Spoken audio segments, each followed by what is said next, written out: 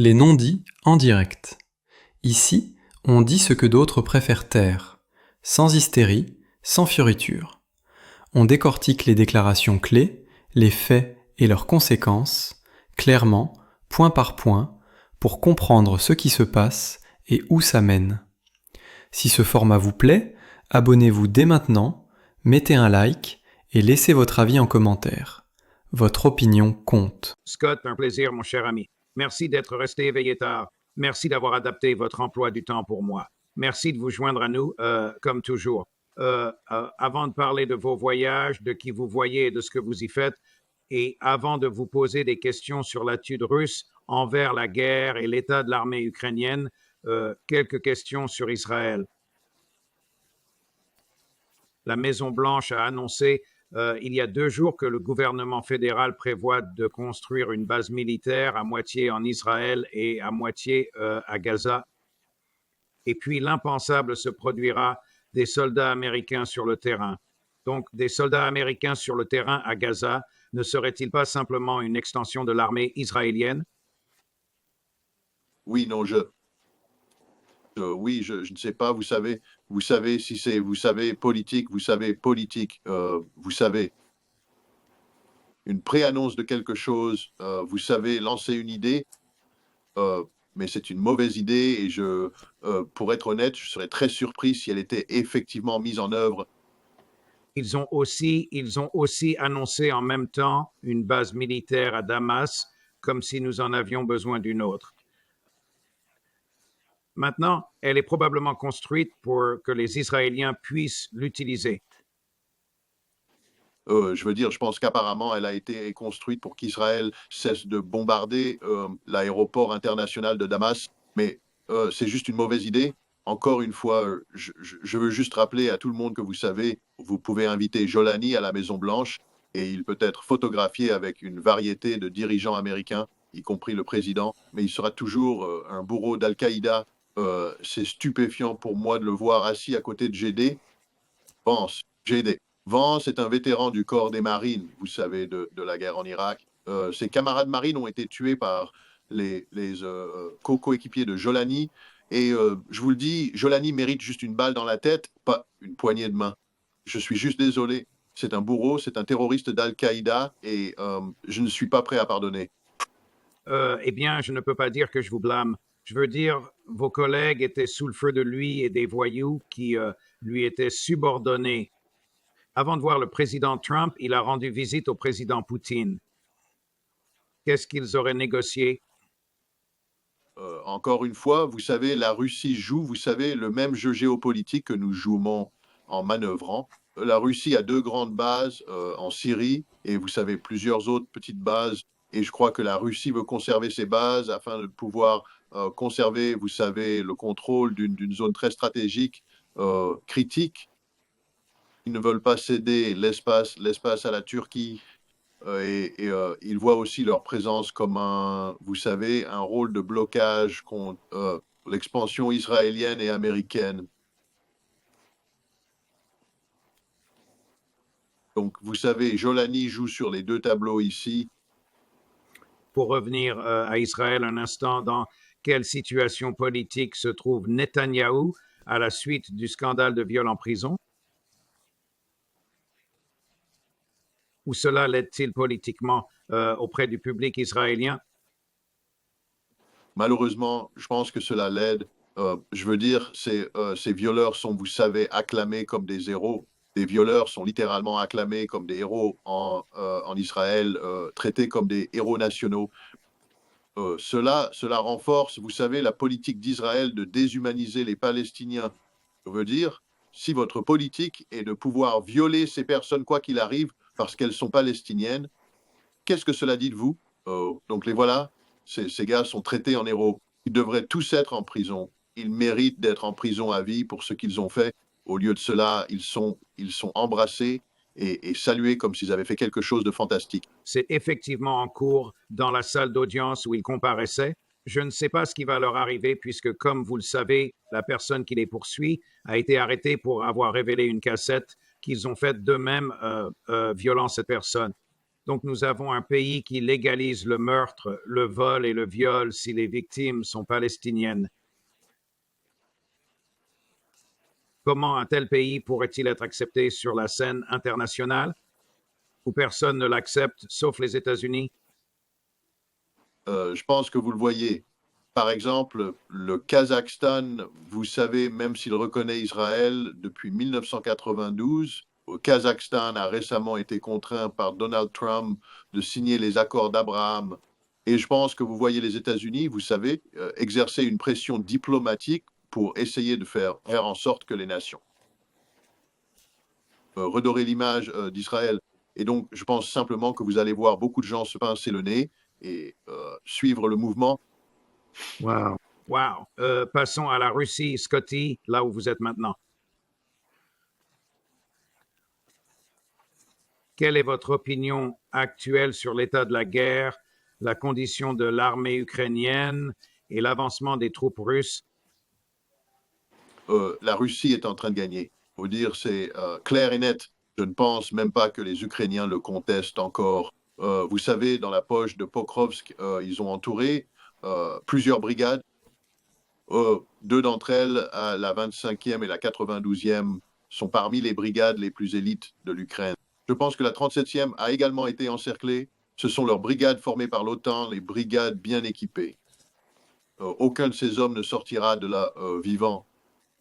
Ils vont soit être tués ou capturés. Et c'est juste la réalité. La brigade Azov, vous savez, la brigade nazie a été encerclée à Kupiansk. Ils vont tous mourir. J'ai parlé à des commandants russes qui étaient sur place et ils m'ont dit qu'il n'y aurait pas un seul prisonnier d'Azov capturé. Ils seront tous tués. Donc c'est la réalité. L'Ukraine perd ses meilleures troupes de choc. Ils vont mourir ou être capturés. Il n'y a aucune échappatoire pour eux, aucune. Et cela s'ajoute à, vous savez, des milliers d'autres soldats ukrainiens qui sont encerclés. Et cette situation va simplement se répéter. Il y a des chaudrons supplémentaires qui se forment en ce moment alors que les Russes attaquent et contournent les points forts. Ils les encercleront. Les Ukrainiens n'ont aucune capacité à renforcer, aucune capacité à lancer, vous savez, des contre-attaques concertées. Et quand vous perdez ces brigades, vous savez, elles ne seront pas retirées. Donc quand vous les perdez, ce grand trou serait ouvert dans la ligne ukrainienne. Vous savez, depuis Pokrovsk, vous avez essentiellement des terres agricoles plates jusqu'au fleuve Dniepr. Donc, vous savez, nous arrivons à la phase finale ici. Donc, l'une de nos sources très fiables m'a rapporté ce matin, et je voulais mentionner avant que nous soyons à l'antenne, des rumeurs en Europe de l'Est. La source est en Europe de l'Est que le président Zelensky fuira en Grèce ce week-end.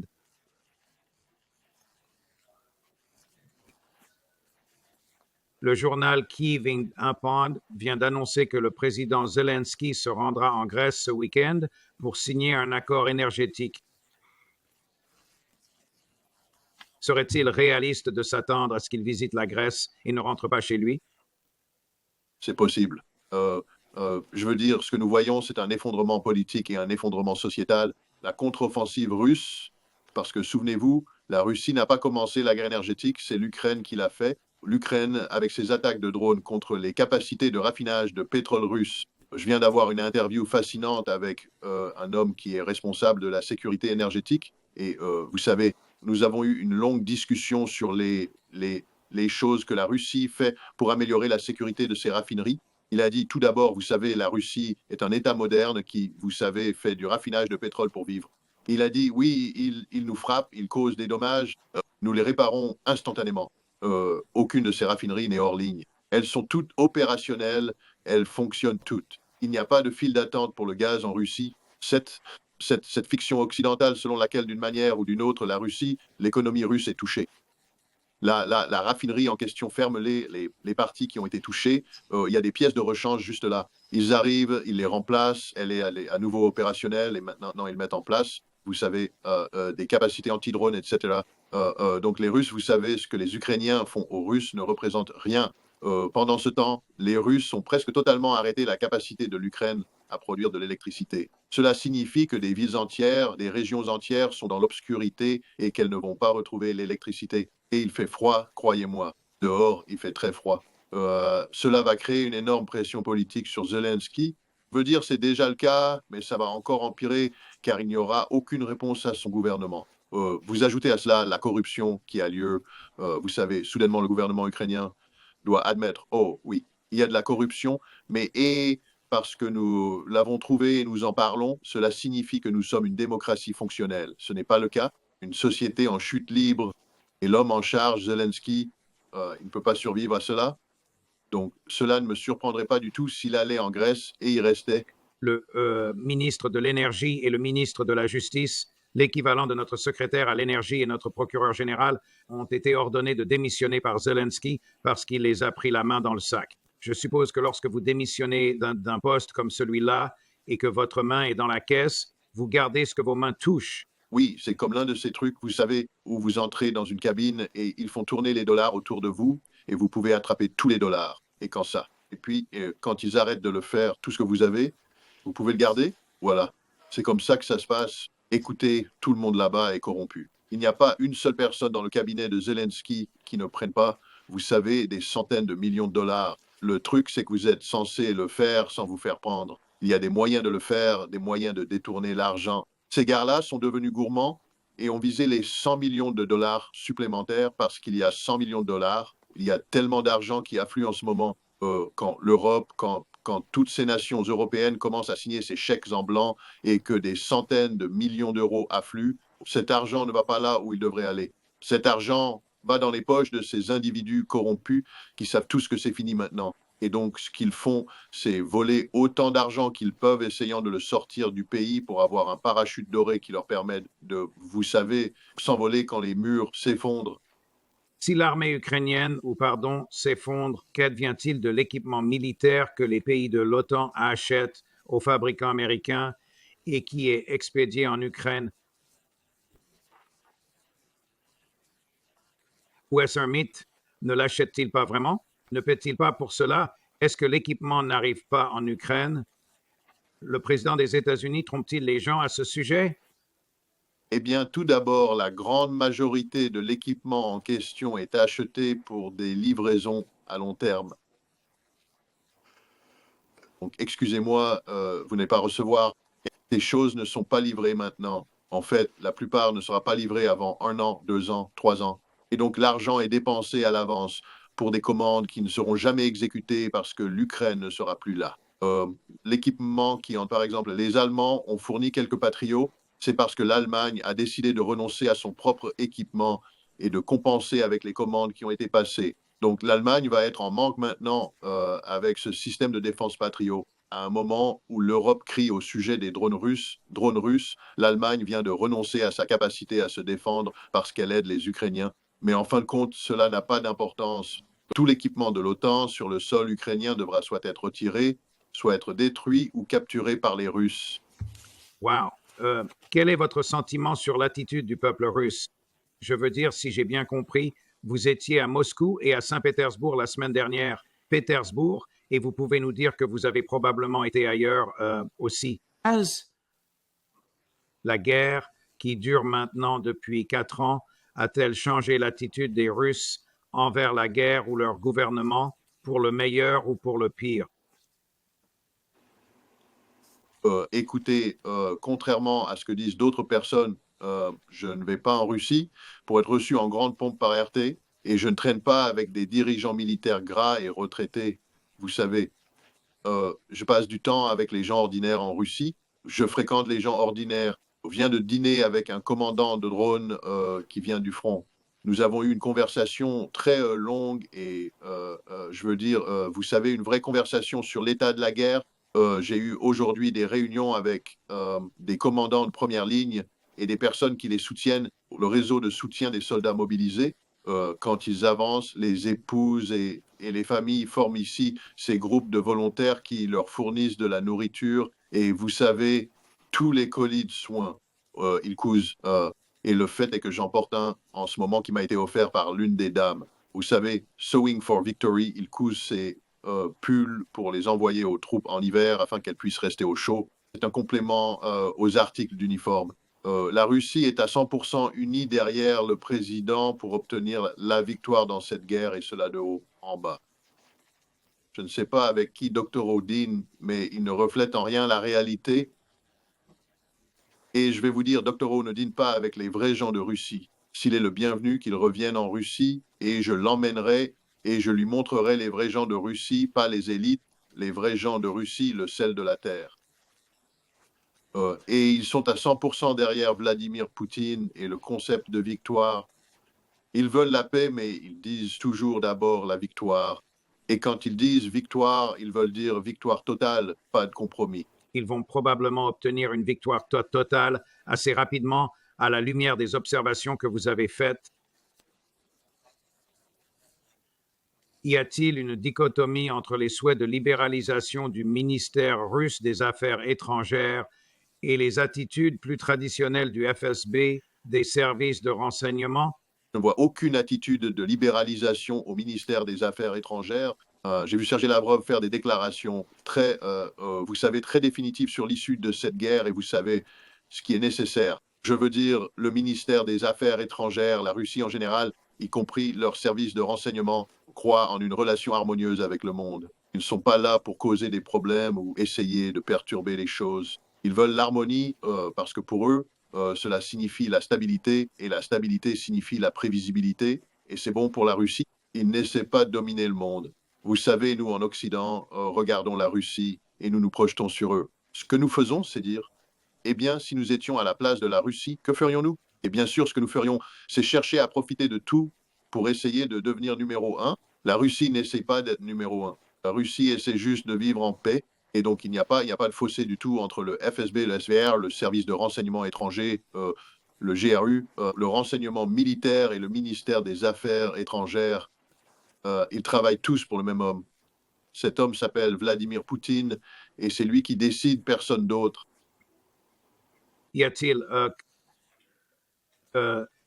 une pression sur le président Poutine de la part des élites qui l'entourent ou de la communauté du renseignement ou des hauts responsables militaires pour mettre fin rapidement à la guerre? Ou est-ce sur le point de se terminer bientôt? Vous savez, d'après ce que je comprends, le gouvernement russe fonctionne de manière collégiale et cela signifie que Vladimir Poutine convoquera. Vous savez, ces différents comités et différents personnels où ils auront une discussion. Il posera des questions et ils lui fourniront des réponses et il posera des questions sur leurs réponses et ensuite ils discuteront des options. Et vous savez, puis il leur demandera leurs opinions et ils diront, vous savez, voici ce que nous voulons, voici ce que nous voulons, voici ce que nous pensons qu'il va se passer. Il posera des questions en retour et à partir de là, une décision sera prise et une fois cette décision prise, tout le monde est d'accord. Il n'y a pas de dissidence. Personne ne va sortir et parler au Washington Post. Vous savez, comme cela se passe ici aux États-Unis, où, vous savez, divulgue des informations. En Russie, il y a un processus collégial où chaque voix est entendue et chaque agence a un angle différent ici. Et vous savez, certaines personnes voudraient que les choses avancent plus rapidement ici. D'autres disent, eh bien, nous ne pouvons pas aller si vite, cela doit arriver. Le ministère des Affaires étrangères dira, vous savez, nous ne pouvons pas devancer la diplomatie.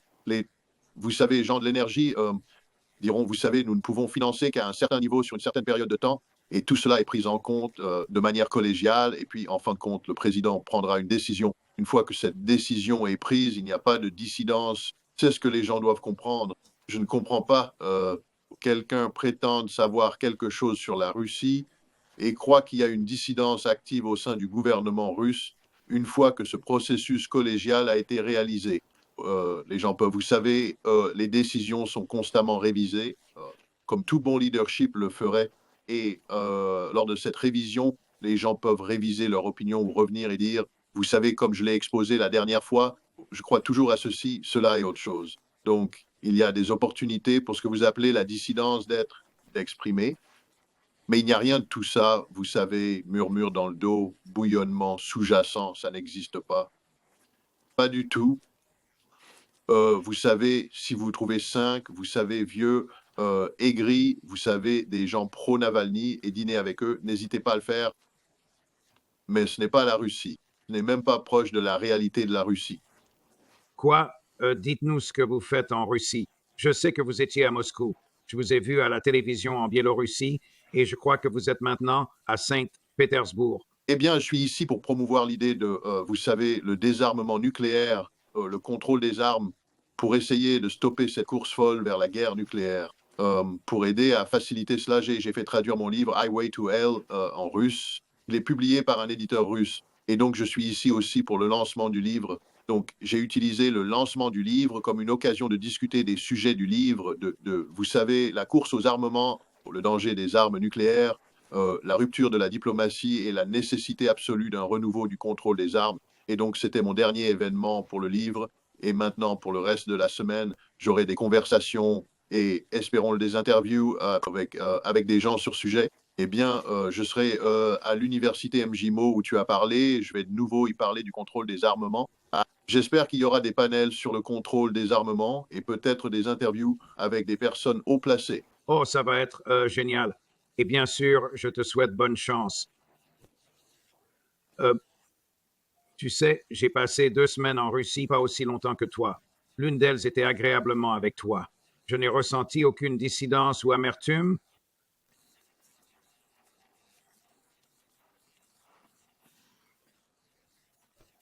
En fait, j'ai ressenti un niveau de collégialité et d'objectif commun bien plus fort que tout ce qui existe aux États-Unis. Oui, non. Il y a une uni-regarde ce soir. Je suis à Saint-Pétersbourg. Et pour que les gens comprennent le contexte ici, en 2023, Maxime Tatarsky, qui était un blogueur militaire russe très populaire, a été assassiné par un agent des services secrets ukrainiens, quelqu'un travaillant pour les services de renseignement ukrainiens.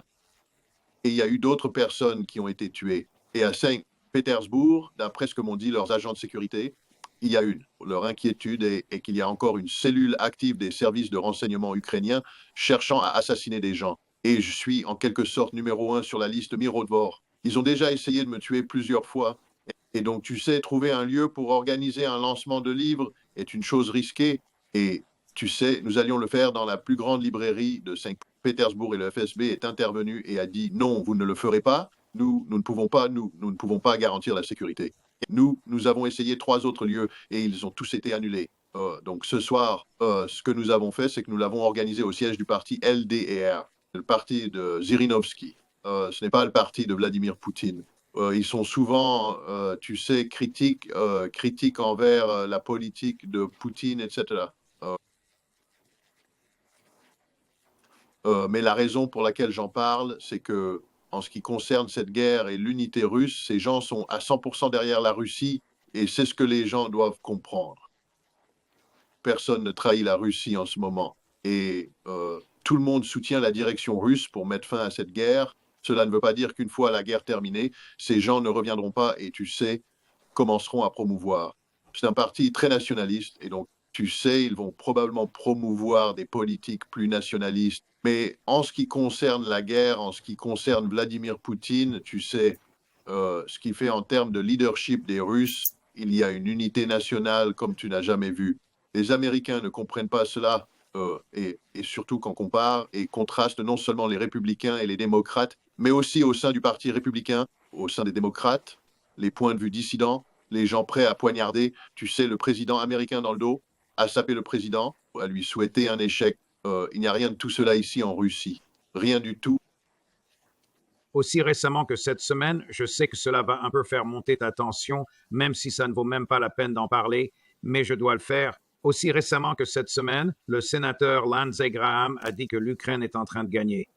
Quelqu'un de l'administration Trump ne dirait-il pas « Hey, sénateur Graham, ça va pas bien ?» Ce genre de bêtises ne nous mène nulle part.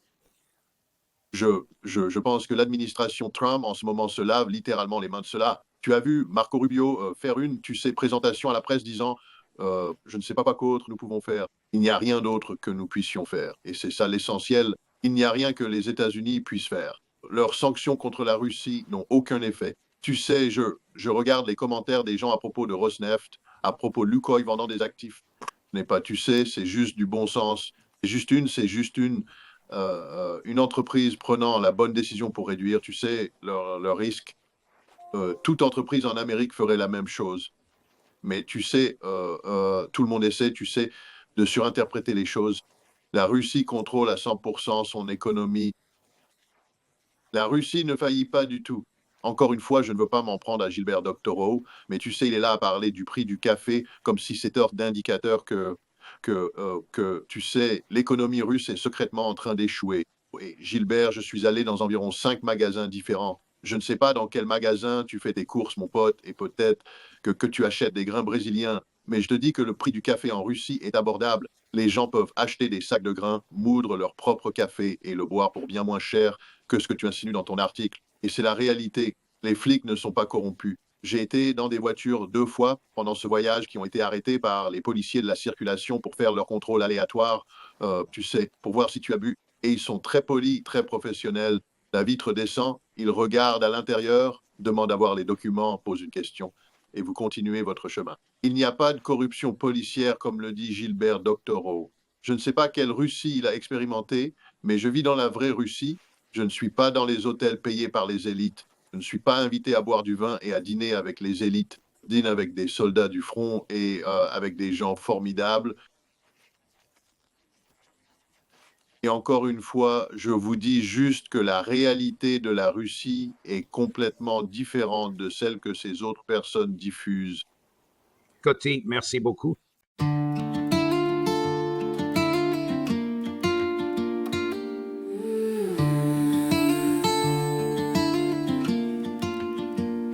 Dans le bruit des écrans, les ombres font la loi. Des titres qui s'allument puis s'éteignent sans voix. On lit entre les lignes, on suit le fil discret. Les mots qu'on n'a pas dit, les gestes qu'on promet. La nuit porte des preuves, des signes à moitié.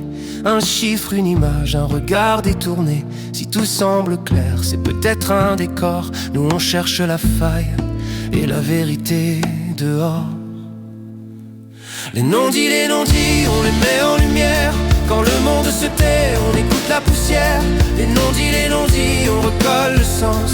À froid, sans cri, mais avec exigence. Les non-dits, au cœur de la nuit, on ouvre les dossiers et le réel surgit.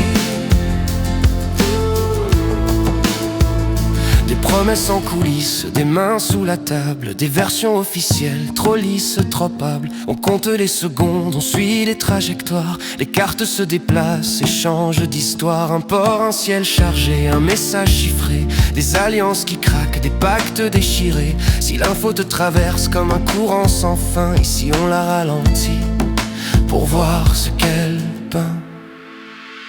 Les non-dits, on les met en lumière. Quand le monde se tait, on écoute la poussière. Les non-dits, on recolle le sens. À froid, sans cri, mais avec exigence. Les non-dits, au cœur de la nuit, on ouvre les dossiers et le réel surgit. On ne vend pas des peurs, on cherche des repères. On sépare le bruit des faits, la scène du mystère. Chaque phrase a son prix, chaque silence un poids. Mais la vérité respire quand on tient le cap droit. Regarde bien la trame, derrière le spectacle. Les détails sont des clés et les angles des actes. Si tu veux comprendre au lieu de simplement croire, reste avec nous, on remonte le miroir. Les non-dits, on les met en lumière. Quand le monde se tait, on écoute la poussière. Les non-dits, on recolle le sens. À froid, sans cri, mais avec exigence. Les non-dits, au cœur de la nuit,